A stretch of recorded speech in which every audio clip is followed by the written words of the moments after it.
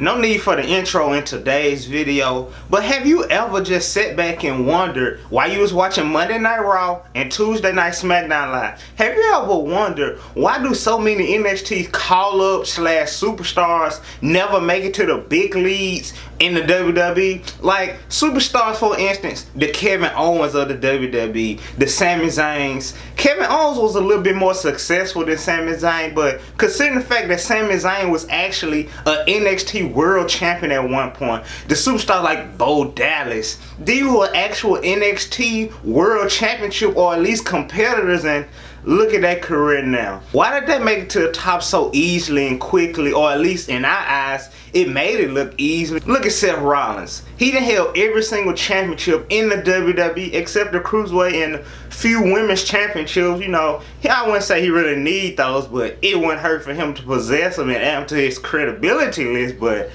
why does so many superstars fail? And I think I have the answer in today's video. And the answer to that question is, quite frankly, Seth Rollins, the Roman Reigns. I can say Kevin Owens. He ain't really been as successful as Seth Rollins, but notice Seth Rollins, he was chosen to screw over the Shield. He defeated Triple H at WrestleMania. Roman Reigns constantly getting pushed down our throat. He also defeated a big name throughout the WWE history, being The Undertaker at WrestleMania. Only few superstars can accomplish those goals in the WWE, and yet they did it with ease. They went in the WWE for many of years. So what made them capable of pulling off tasks as big as that? Why couldn't Sami Zayn dethrone The Undertaker at WrestleMania? Why can't Sami Zayn defeat Brock Lesnar? Roman Reigns, Seth Rollins, only a few other superstars are actually part of the 1% of the WWE. And I guess you're sitting there like, what exactly is the 1%? Well, the 1% is the superstars that are handpicked,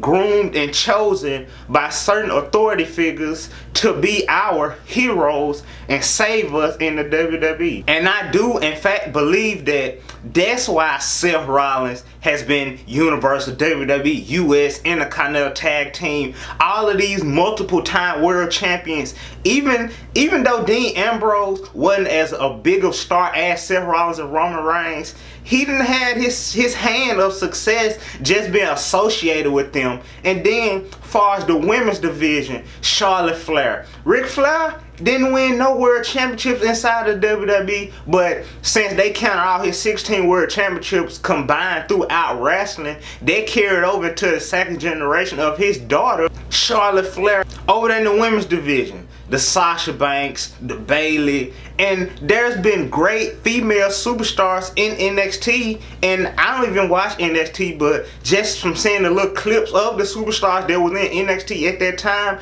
there were great superstars. But why is Charlotte Flair the only superstar that's getting a push? Well, like Seth Rollins and Roman Reigns, she's part of the elite 1% of the WWE. I truly believe our voice in the WWE really does matter. If Seth Rollins was to come out Monday Night Raw as a Universal Champion this upcoming week, and we was to boo him for a month straight and the ratings keep on plummeting down, WWE is going to take the bet off of him. It's all about us. We have the power to choose who we want to be part of that elite 1% in the WWE.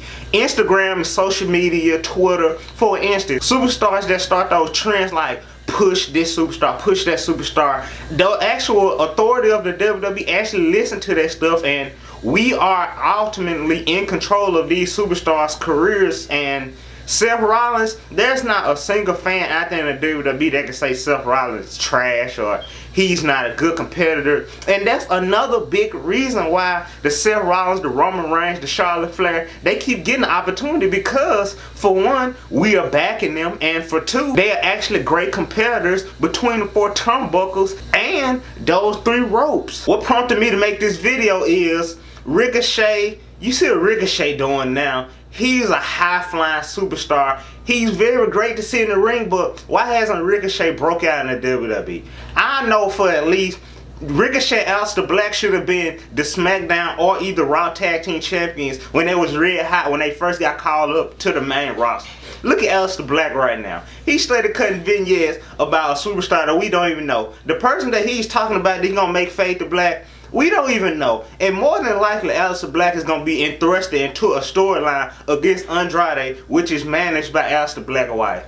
I would be glad to see that, but why is it taking so long for his career to take off? Another good one. Samoa Joe was a very dominant superstar in NXT. I think he's one of the few two-time NXT World Champions. And look at him now. He's on the same level as AJ Styles, but yet AJ Styles wasn't sent to NXT, was he? No. Why? Because WWE holds more value in certain superstars. Samoa Joe and AJ Styles was in TNA tearing the house down. The X Division belongs to AJ Styles, Samoa Joe, and Christopher Daniels, but yet why is AJ Styles put over Samoa Joe? Moral of the video, WWE has the best talent in all of the wrestling promotions throughout the world. Nobody can compete. Not the Lucha Wrestling, not Impact Wrestling, not AEW, All Elite Wrestling. Nobody compares to World Wrestling Entertainment. And I'm going to leave you with one last quote / statement about the topic of today's video.